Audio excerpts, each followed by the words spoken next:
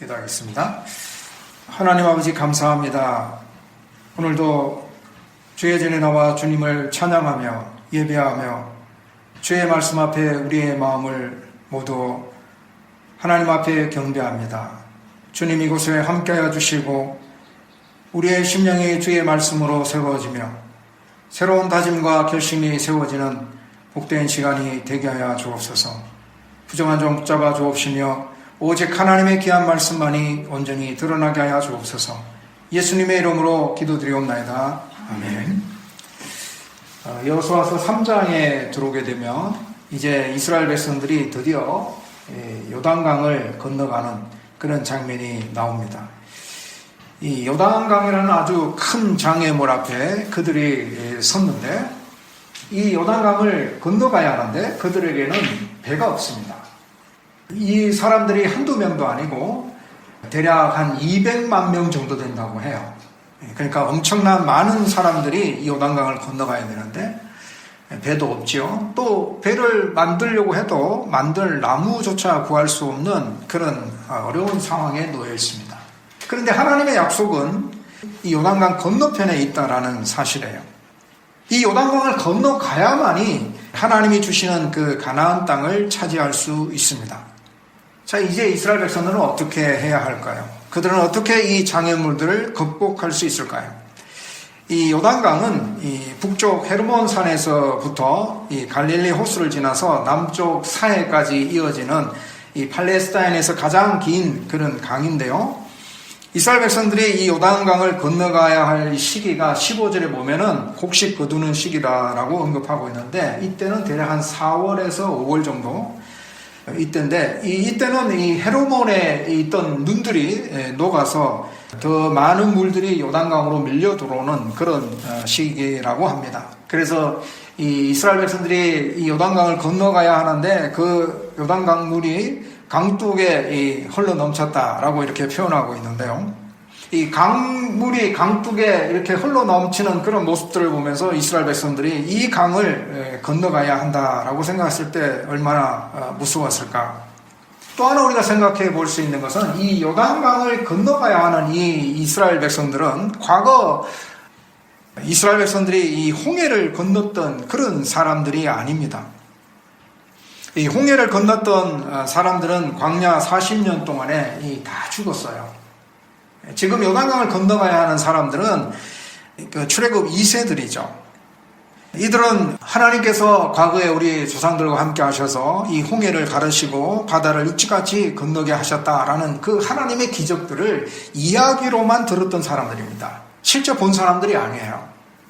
그래서 그들은 이 요단강 앞에 서서 이 요단강을 건너가야 하는 이 시점에 그들은 아마 이런 질문들을 해보았을 겁니다. 과거 조상들이 하나님의 기적으로 말미암아 이 홍해를 건넜듯이 우리들도 이 요단강을 이 홍해처럼 건널 수 있을까? 과거에 역사하셨던 하나님이 오늘 우리가 사는 우리에게도 동일하게 이런 역사하실까? 이런 질문들을 마음속에 간직한 채 이 요단강을 건너야 한다는 그 두려움과 염려, 걱정들이 그들의 마음에 가득 찼을 거예요. 하나님의 기적은 변함없이 동일합니다. 하나님의 기적은 시대를 초월하여 상황을 초월하여 변함없이 일어납니다. 하나님의 기적을 일으키는 하나님의 능력에는 변함이 없기 때문에 그렇죠. 홍해를 가르신 하나님은 변함없이 요단강을 가르시는 하나님이십니다. 홍해를 육지같이 건너게 하신 하나님은 동일하게 요단강을 육지같이 건너게 하시는 하나님이십니다.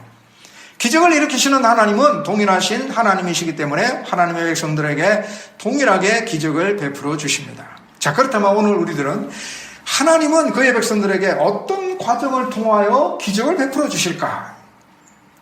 이스라엘 백성들 앞에 요단강이라는 이 장애물들이 있었지만 하나님의 기적으로 말미암아 그 장애물들이 아무것도 아닌 것처럼 되어버린 것처럼 우리에게도 하나님의 기적이 있다면 우리 앞에 놓여져 있는 장애물도 더 이상 장애물이 아닐 것입니다. 오늘 우리는 하나님께서 이스라엘 백성들에게 베푸셨던 그 기적의 과정들을 살펴보면서 우리 또한 우리의 삶 가운데 하나님의 기적을 체험하는 신앙의 삶이 되기를 소망합니다. 하나님은 어떤 과정을 통해서 이스라엘 백성들에게 이런 기적을 베풀어 주시느냐? 첫째는 하나님은 그의 백성들에게 성결하라 이렇게 명령하십니다. 5절에 보면은 너희는 스스로 성결케 하라. 여호와께서 내일 너희 가운데 기사를 행하시리라. 내일 하나님께서 기적을 행하실 텐데 온 이스라엘 백성들은 성결케 하라 이렇게 명령하신 겁니다. 기적이 일어나기 전에 먼저 성결케 하는 작업이 필요함을 말씀하고 있는 거죠. 하나님의 기적을 체험하려면 먼저 성결이 우선이 되어야 된다라는 거예요. 자, 이 문맥 속에서 흐름을 보게 되면 이 성결은 어떤 외부적인 행위를 의미하지 않습니다. 예를 들면 옷을 빤다든지 옷을 갈아입는다든지 이런 외부적인 성결을 의미하지 않아요. 이스라엘 백성들이 시내산에서 하나님의 임재함을 경험하기에 앞서서 온 이스라엘 백성들이 이 성결 예식을 하는데 그때는 옷을 빨고 정결케 하고 옷을 갈아입고 이런 외부적인 성결의 그런 일들이 벌어지게 되었지만 여기서 지금 성결하라 말씀하신 이 성결의 의미는 내부적인 영적인 성결을 의미하고 있습니다. 왜냐하면 하나님이 내일 기적을 행하시기 때문에 그래서 하나님께서 이스라엘 백성들에게 성결을 요구하고 있는 겁니다. 이것은 영적인 성결을 의미하죠. 하나님은 거룩하신 분이기 때문에 죄가 있는 곳에 하나님은 기적을 베풀어 주시지 않습니다. 이사야 59장 2절 말씀에 보면 오직 너희 죄악이 너희와 너희 하나님 사이를 갈라놓았고 너희 죄가 그의 얼굴을 가리어서 너희에게서 덧지 않으시게 함이니라. 죄가 하나님과 우리 사이를 갈라놓았다. 우리의 죄가 하나님의 얼굴을 가리워서 하나님이 우리의 기도를 듣지 않으시게 한다라는 거죠. 그러니까 기적이 일어날 수가 없죠. 하나님의 기적은 곧 하나님의 임재를 의미합니다. 거룩하신 하나님께서 여기에 임재하신다고 한번 생각해 보세요. 우리가 이 자리에 있을 수가 있을까요? 우리의 죄인의 모습 때문에 감히 하나님의 임재에 함께 할 수 없을 겁니다. 기적은 곧 하나님의 임재를 의미하기 때문에 먼저 성결이 우선시 되어야 한다는 사실이에요. 하나님의 기적을 체험하고 싶다면 먼저 우리는 회개의 자리로 나아가야 합니다. 이사야 선지자가 우시야 왕이 죽을 때에 성전에서 환상 가운데 하나님을 만나게 돼요. 하나님을 만났을 때 그가 이렇게 고백합니다. 이사야 6장 5절에 보면은 그때 내가 말하되 하루다 나여 망하게 되었도다. 나는 입술이 부정한 사람이요 나는 입술이 부정한 백성 중에 거하면서 만군의 여호와이신 왕을 배웠음이로다 하였더라. 이사야 선지자가 하나님을 딱 뵙고 난 다음에 한 첫 마디가 뭐냐면 하루다 나여 망하게 되었도다 이렇게 고백을 했어요. 우리는 한번 생각해 봅시다. 하나님께서 여기에 임재하셔서 내가 하나님을 딱 만났을 때 우리가 하나님께 뭐라고 이야기할 수 있을까요? 반가워요 하나님? 보고 싶었어요 하나님? 이렇게 말할 수 있을까요? 그 하나님의 그 임재하심의 그 거룩하신 모습 앞에서 찬란하게 빛나는 하나님 앞에서 그 위엄이 높으신 하나님 앞에서 하나님을 딱 만났을 때 하나님 반가워요. 그동안 보고 싶었어요. 이렇게 말할 수 있겠어요. 이사야 선지자는 망했다라고 했어요. 제가 이사야 선지자가 하나님을 뵙고 첫 마디가 나는 망했다예요. 왜냐하면 하나님의 그 완결무결하신 그 하나님 또 거룩하신 하나님의 영광 앞에 자기가 딱 서보니까 자기가 너무나 죄인이고 너무나 죄악에 물들어 있는 존재임을 깨달았기 때문에 나는 하나님 앞에서 살아남을 수 없다라고 고백한 거예요. 하나님의 거룩하심은 죄악을 삼키는 불과 같아서 부패한 인간이 그 앞에 설 수가 없어요. 하나님을 본 자는 누구도 살 수 없다라고 이야기해요. 출애굽기 33장 20절에 보면은 또 이르시되 내가 내 얼굴을 보지 못하리니 나를 보고 살 자가 없습니다. 모세가 하나님을 배웠고자 했을 때 하나님이 이렇게 말씀하신 거예요. 나를 보고는 살 자가 없다. 왜냐하면 하나님은 거룩하신 분이시고 하나님은 영광 가운데 계신 분이시기 때문에 그 하나님 앞에 우리가 선다는 것은 우리의 죄악이 낱낱이 드러나는 거죠. 그래서 이사야 선지자는 두 번째 이렇게 고백합니다. 나는 입술이 부정한 사람이다. 이사야 선지자는 자신의 죄 가운데 특별히 부정한 입술을 지목했는데요. 이것이 뭐냐면 정결한 입술로 찬양하는 서랍들과 자신의 모습을 비교했을 때 충격을 받았다는 겁니다. 이 환상 가운데 서랍들이 하나님을 찬양하는 모습이 나타나거든요. 거룩하다 거룩하다 거룩하다 이렇게 하나님을 찬양하는 그런 서랍들 천사들이 있는데요. 그런 모습을 보면서 자기 자신이 이사야 선지자가 하나님 앞에 딱 섰을 때에 나는 망하게 되었다라고 고백하면서 나는 입술이 부정한 사람이다라고 고백하는 거예요. 저들의 거룩한 찬양의 모습을 보면서 나는 내 자신이 너무나 더럽고 타락한 존재임을 고백하고 있는 거예요. 또한 마음으로 범죄한 것이 입으로 표출된다는 점에서 부정한 입술이 모든 죄악을 총체적으로 나타내기 때문에 이사야 선지자가 나는 부정한 입술을 가진 사람이다 라고 이렇게 고백을 하게 된 겁니다. 이것이 회개죠. 자신이 죄인임을, 자신이 무엇을 잘못했음을 하나님 앞에 고백하는 회개이죠. 성결의 자리로 나아가는 자는 이처럼 회개하게 되는 거죠. 그래서 하나님께서는 이사야 선지자의 죄를 사하여 주십니다. 이사야 6장 6절에 보면 그때 서랍 중에 하나가 부젓가락으로 제단에서 집은 바 핀 숯을 손에 가지고 내게로 날아와서 그것을 내 입술에 대며 이르되 보라 이것이 내 입에 닿았으니 내 악이 제하여졌고 내 죄가 사하여졌느니라. 하나님께서 이사야 선지자의 죄를 사하여 주시고 그때 이사야 선지자가 하나님의 부름에 응답하고 하나님의 기적을 일으키는 일꾼으로 쓰임받게 되는 거죠. 자, 이사야 선지자가 이처럼 이런 모습으로 성결의 자리로 나아갔다면 오늘 우리는 우리의 삶 가운데서 어떤 모습으로 우리가 성결의 자리로 나아갈 수 있을까요? 첫째는 행위의 성결입니다. 베드로전서 1장 15절의 말씀에 보면 오직 너희를 부르신 거룩한 이처럼 너희도 모든 행실에 거룩한 자가 되라. 모든 행실에 거룩한 자가 되라. 행실은요, 구체적으로 말하면 선한 행위, 이렇게 생각할 수 있겠죠. 선한 행위, 또 선한 양심, 또 정결한 행위, 이렇게 베드로전서에는 나오는데요. 선한 행위. 우리의 행위가, 우리의 행동이 선한 행위를 위하여 달려갈 때, 이게 우리가 드러내야 될 성결의 모습이에요. 우리가 드러내야 될 선한 행위의 기준이 어디 있느냐면, 너희를 부르신 거룩한 이처럼. 하나님은 우리를 부르셨잖아요. 거룩하신 하나님께서 우리를 부르셨어요. 하나님의 거룩하신 것처럼 너희도 거룩한 자가 되어라라고 말씀하고 있어요. 이 거룩함, 여기서의 거룩함은 하나님의 그 도덕적인 완전함, 이것을 의미하는데요. 그러니까 우리가 도달해야 될 이 성결한 행위의 목표치가 어디냐면 하나님이 도덕적으로 완전하신 것처럼 우리도 완전하라는 거예요. 이거 도달할 수가 없죠, 우리가.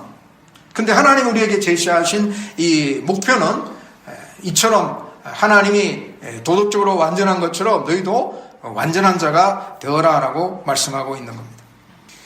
그 하나님은 우리가 하나님의 도덕적인 완전함을 쫓아 죄악의 자리를 떠나서 하나님을 닮아가는 거룩한 자가 되기를 원하신다는 겁니다. 우리가 하나님을 닮아 거룩한 자가 되어갈 때에 우리의 선한 행위가 나타나고 또 우리의 선한 양심이 나타나고 우리의 정결한 행위가 나타날 때에 그곳에 하나님의 기적이 임한다. 그곳에 하나님의 임재가 임하게 되는 거죠. 또 두 번째는 죄로부터의 성결을 의미하고 있어요. 요한 1서 3장 2절 3절 말씀에 보면 사랑하는 자들아 우리가 지금은 하나님의 자녀라. 장래에 어떻게 될지는 아직 나타나지 아니하였으나 그가 나타나시면 우리가 그와 같은 줄을 아는 것은 그의 참 모습 그대로 볼 것이기 때문이니 주를 향하여 이 소망을 가진 자마다 그의 깨끗하심과 같이 자기를 깨끗하게 하느니라. 자, 이게 무슨 말인지 좀 많이 헷갈리죠? 다시 한번 다른 표현으로 이야기해 볼게요. 우리는 하나님의 자녀인데 장차 주님이 나타나시면 우리가 주님과 같을 것입니다. 놀랍죠? 그렇기 때문에 주님을 만날 소망을 가진 자마다 주님의 깨끗하신 것처럼 우리 또한 자신을 깨끗하게 합니다. 주님을 만날 그 소망을 우리가 가지고 살아가잖아요. 영원한 천국을 소망하며 우리가 살아가잖아요. 하나님의 거룩한 보좌 앞에 나아가기를 원하며 우리가 살아가고 있잖아요. 그런 소망을 가지고 살아가는 자는 주님이 깨끗하신 것처럼 우리 자신 또한 깨끗하게 하기 위하여 살아가야 된다라고 말씀하고 있어요. 주님은 죄가 없으세요. 주님이 오시는 그곳은 죄가 없어야죠. 우리가 주님을 만나기를 소망한다면 우리 또한 죄가 없어야 되죠. 기적은 하나님의 임재를 의미합니다. 주님이 임하시는 그곳, 우리의 삶 가운데 주님의 기적을 갈망한다면 그곳에 우리가 깨끗해야 된다는 거죠.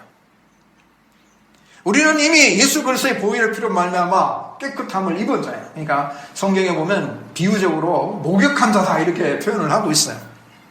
죄의 권세, 사망의 권세, 이런 지배 아래서 우리는 벗어나서 이제는 우리는 하나님의 자녀가 되었어요. 죄의 권세 아래 우리가 짓눌려 있는 자가 아니에요. 그곳에 매여 있는 자가 아니에요. 우리는 그곳에 해방이 되었어요. 죄에서 해방이 되었어요.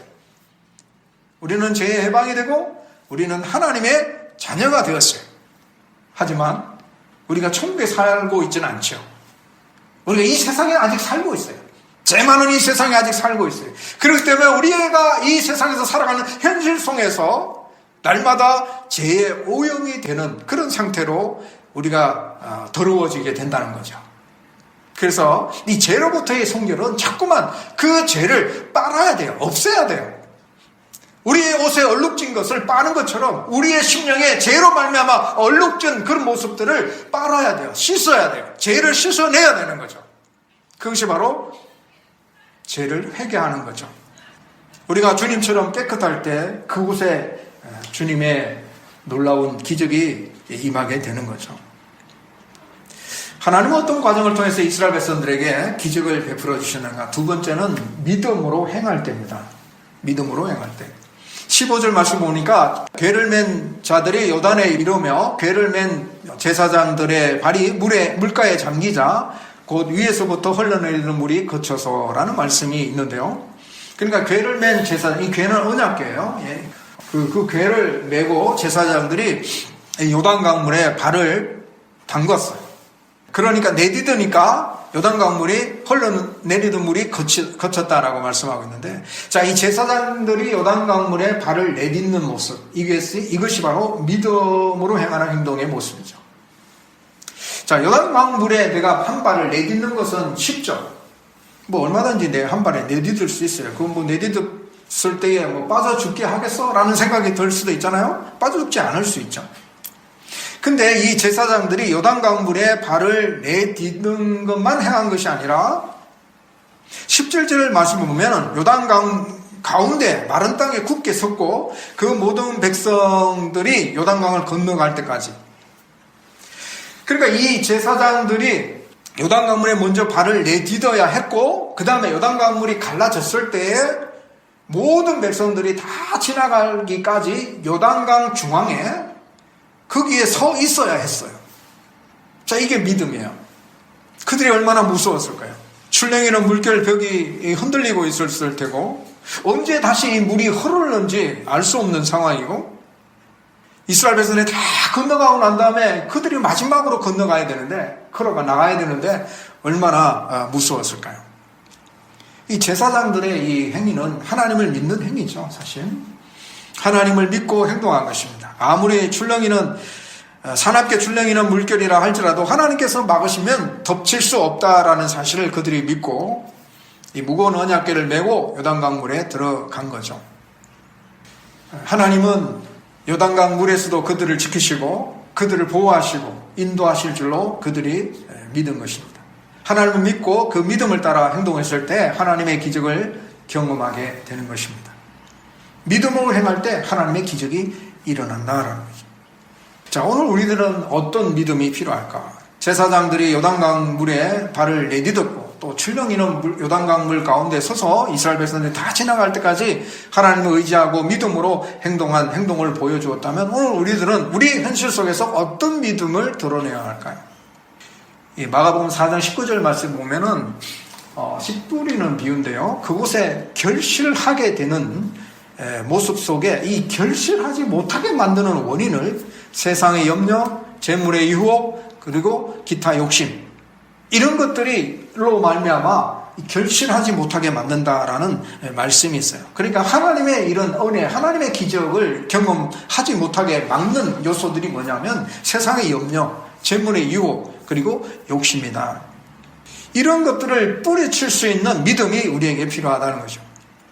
세상의 유혹에 흔들리지 않는 믿음이 필요하고 세상의 쾌락에 흔들리지 않는 믿음이 필요하고 세상의 욕심에 흔들리지 않는 그런 믿음이 필요하고 세상의 사상에 흔들리지 아니하는 그런 믿음이 필요하죠. 그래서 오직 예수 그리스도를 믿는 믿음 위에 굳게 서라고 말씀하고 있어요. 세상 위에 서는 것이 아니라 예수 그리스도를 믿는 믿음 위에 굳게 서라. 골로새서 2장 6절 7절 말씀을 보면 그러므로 너희가 그리스도 예수를 주로 받았으니 그 안에서 행하되 그 안에 뿌리를 박으며 세움을 받아 교훈을 받았는데도 믿음에 굳게 서서 감사함을 넘치게 하라. 이 믿음 위에 굳게 서는 우리의 신앙의 모습이 필요한 거죠.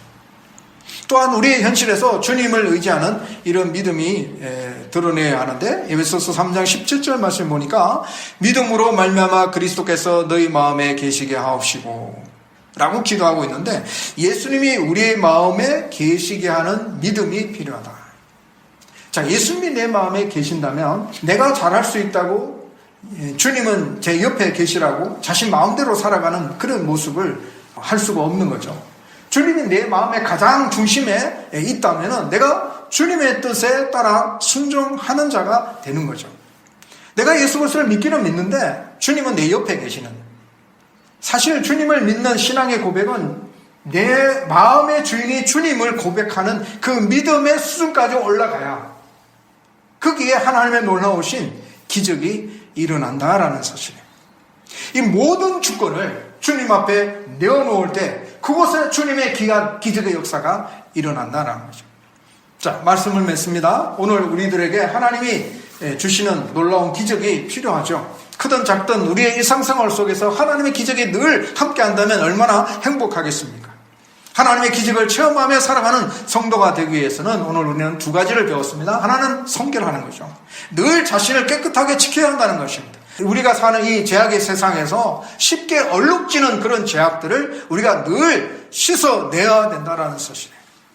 또한 우리의 그 행실 가운데도 선한 행위, 선한 양심, 정결한 행위로 말미암아 하나님이 원하시는 그 거룩한 모습에 이르도록 힘써야 된다는 거예요. 두 번째는 믿음으로 행동하는 것. 하나님의 말씀이 우리의 생각과 맞지 않아도 믿음으로 믿고 가는 것. 너무나 무섭고 두려운 마음이 든다고 해도 하나님을 의지함으로 믿음으로 행하는 것. 세상 사람들이 비웃고 무시해도 하나님의 말씀을 믿고 사는 것. 주님이 내 안에 주님을 고백하면서 주님의 말씀에 순종하여 나아갈 때에 그곳에 하나님의 기적이 일어날 줄로 믿습니다. 날마다 하나님의 기적 가운데 살아가는 성도들이 되시기를 주님의 이름으로 축복합니다. 기도하겠습니다. 하나님 아버지 감사합니다. 이스라엘 백성들이 요단강 앞에 섰을 때에 하나님께서 그들을 요단강을 건너가게 하시는 놀라운 기적을 행하실 때에 그들을 성결케 하셨고, 또한 그들이 언약궤를 맨 제사장들이 요단강에 먼저 발을 내딛고, 또한 요단강 중심에 이스라엘 백성들이 다 지나갈 때까지 서 있었던 믿음의 행동을 통하여 하나님의 놀라운 기적의 역사가 일어났던 것들을 살펴보았습니다. 하나님, 우리도 우리의 일상생활 속에 하나님의 놀라운 기적들이 일어나게 되기를 소망합니다. 날마다 우리가 더 거룩하여지고 날마다 우리가 더 깨끗하여짐으로 말미암아 주님이 우리 안에 임재하시는 놀라운 은혜의 역사가 함께하기를 간절히 소망합니다. 우리의 모든 추악한 죄악들이 씻어지게 하여 주옵소서. 우리의 나쁜 생각들이 다 떠나가게 하여 주옵소서. 우리의 사악한 행동들이 하나님 사라지게 하여 주옵소서. 주님이 충분히 함께 하실 수 있는 심령이 될 수 있도록, 우리의 삶이 될 수 있도록 하나님 역사하여 주옵소서. 또한 주님이 내 안에 들어오셔서 주님이 나의 주인이 되어주시고 주님이 주님의 뜻 가운데 행하여 주심으로 말미암아 믿음으로 행하는 삶 속에 하나님의 놀라운 기적을 이루어 나가는 우리의 신앙의 삶이 되게 하여 주옵소서. 오늘도 우리의 믿음을 세워주시고 오늘도 주님과 동행하는 축복된 삶이 되게 하여 주옵소서. 예수님의 이름으로 기도드려옵나이다. 아멘.